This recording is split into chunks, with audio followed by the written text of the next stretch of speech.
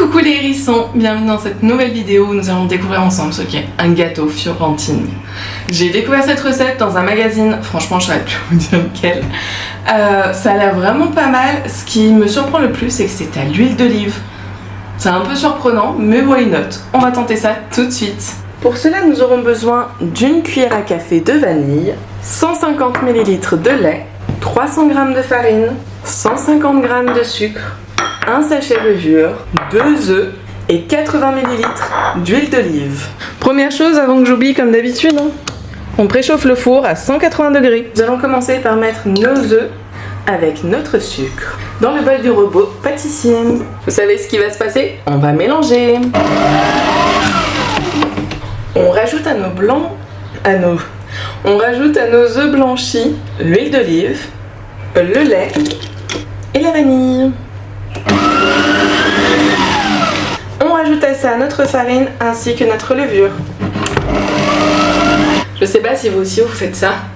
Moi généralement je goûte la pâte. Donc déjà la pâte elle est plutôt jolie, franchement elle est très très jolie. Et je la goûte pour savoir un petit peu si mon gâteau part dans le bon sens ou pas.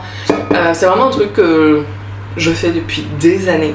Vraiment je me dis, je goûte la pâte, je me dis ok c'est un peu comme d'habitude, ça va. Du coup on va goûter cette pâte Alors c'est vraiment pas mal, ça ressemble à d'habitude. Le bémol, le gros bémol, c'est que punaise ça a le goût de l'huile d'olive. Waouh. Je sais pas si dans la recette ils utilisaient peut-être de l'huile d'olive qui a moins de goût que la mienne. Parce que vraiment la mienne, vous voyez la mienne c'est une huile d'olive, vraiment ça vient du Mauchave. C'est comme une coopérative agricole. C'est vraiment c'est de l'extra, vraiment extra. Donc est-ce que c'est trop extra, trop goût d'huile d'olive, donc j'aurais dû en mettre moins? Je sais pas, on va continuer la recette et on verra bien à la fin.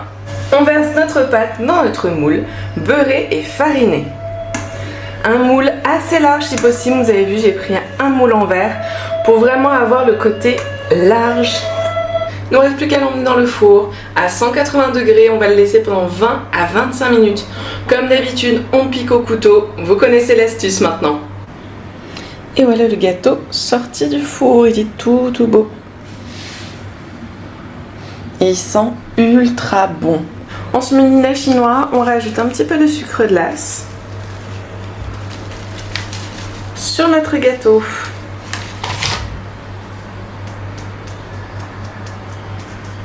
Je vous le remonte tout beau avec son petit sucre glace. Et on est parti maintenant pour la dégustation. Je vous montre un peu l'intérieur, c'est très joli. C'est vraiment très joli. Ça a l'air super bon. Bon on est parti, j'ai envie de dire. Allons-y. C'est très bon.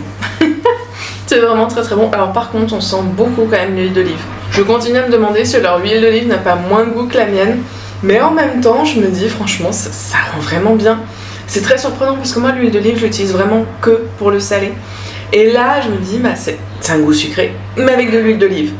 Et franchement, c'est très bon. Le gâteau est ultra moelleux. J'adore la texture. On a en fait la couche extérieure qui est assez, pas dure, mais un petit peu dur on va dire, qui est assez dur mais croustillant, qui est vraiment très bonne. Et après on a le moelleux du gâteau, un délice.